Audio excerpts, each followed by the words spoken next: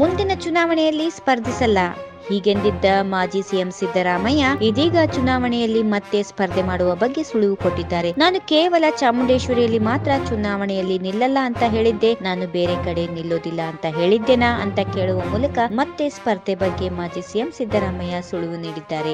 ಮೈಸೂರಿನಲ್ಲಿ ಇಂದು ಮಾತನಾಡಿದ ಸಿದ್ದರಾಮಯ್ಯ ಅವರು, ಇನ್ನು ಚುನಾವಣೆಗೆ 4 ವರ್ಷ ಬಾಕಿ ಇದೆ, ಮುಂದೆ ನೋಡೋಣ ಬಿಡಿ, ನನಗೂ ಚಾಮುಂಡೇಶ್ವರಿ ಕ್ಷೇತ್ರದ ಋಣ ಮುಗಿದಿದೆ ಎಂದರು. ಈ ಬಾರಿ ಲೋಕಸಭೆ ಚುನಾವಣೆಯಲ್ಲಿ ಮೈತ್ರಿ ಸೋತ್ರೆ ಸರ್ಕಾರ ಉಳಿಯುತ್ತಾ ಅನ್ನೋ ಸಿದ್ದರಾಮಯ್ಯ ಹೇಳಿಕೆ ವಿಚಾರ ಕುರಿತು ಸಿದ್ದರಾಮಯ್ಯ ಯೂಟರ್ನ್ ತೆಗೆದುಕೊಂಡಿದ್ದಾರೆ. ನಾನು ಹೇಳಿದ್ದು ಮೈತ್ರಿ ಪಕ್ಷ ಸೋತ್ರೆ ಸರ್ಕಾರವನ್ನು ಬಿಜೆಪಿ ಅಸ್ಥಿರಗೊಳಿಸಬಹುದು ಅಂತ ಹೇಳಿದ್ದೇನೆ. ಬಿಜೆಪಿ ಸದಾ ಮೈತ್ರಿ ಸರ್ಕಾರ ಅಸ್ಥಿರಗೊಳಿಸೋ ಪ್ರಯತ್ನ ಮಾಡ್ತಾ ಇದೆ. ಯಡಿಯೂರಪ್ಪ ಮೊದಲಿನಿಂದಲೂ ಹೇಳಿಕೊಂಡು ಬರುತ್ತಿದ್ದಾನೆ, ಸರ್ಕಾರ ಬೀಳಿಸೋಕೆ ಆಗಿದೆಯಾ? ಯಡಿಯೂರಪ್ಪ ಒಬ್ಬ ಲೀಡರ್ ಏನ್ರಿ? ಬಿಜೆಪಿ ಒಂದು ಪಾರ್ಟಿನ, ಒಂದು ತತ್ವ ಸಿದ್ಧಾಂತ ಇಲ್ಲ, ಅವರಿಗೆ ನೈತಿಕತೆ ಇದೆಯಾ ಎಂದು ಕೆಂಡಾಮಂಡಲವಾದರು. ಐಟಿ ಕಚೇರಿ ಮುಂದೆ ಪ್ರತಿಭಟನೆ ವಿಚಾರಕ್ಕೆ ಸಂಬಂಧಿಸಿದಂತೆ ಪ್ರತಿಕ್ರಿಯೆ ನೀಡಿದ ಸಿದ್ದರಾಮಯ್ಯ, ನನಗೂ ಐಟಿಯಿಂದ ನೋಟಿಸ್ ಬಂದಿದೆ, ಈಗಾಗಲೇ ಉತ್ತರ ಕೊಟ್ಟಿದ್ದೇನೆ, ನಾನು ಚುನಾವಣೆಯಲ್ಲಿ ಬ್ಯುಸಿ ಇದ್ದೇನೆ, ನಾನು ಉತ್ತರ ಕೊಡಲು 15 ದಿನ ಬೇಕು ಎಂದು ಉತ್ತರ ಕೊಟ್ಟಿದ್ದೇನೆ ಎಂದು ಸ್ಪಷ್ಟನೆ ನೀಡಿದ್ರು. ನಾನು ಜೆಟಿ ದೇವೇಗೌಡ ಕ್ಷೇತ್ರದ ಪ್ರವಾಸ ಮಾಡಿದ ಮೇಲೆ ವಾತಾವರಣ ಬದಲಾಗಿದೆ, ಜನ ಮೈತ್ರಿ ಅಭ್ಯರ್ಥಿ ಕಡೆ ಒಲವು ತೋರುತ್ತಿದ್ದಾರೆ, ನಮ್ಮ ಮೈತ್ರಿ ಅಭ್ಯರ್ಥಿ ಗೆಲುವು ನಿಶ್ಚಿತ ಎಂದು ವಿಶ್ವಾಸ ವ್ಯಕ್ತಪಡಿಸಿದ್ರು. ಈ ಚುನಾವಣೆಯ ನಂತರ ಮೋದಿ ಮನೆಗೆ ಹೋಗ್ತಾರೆ, ಅಮಿತ್ ಶಾ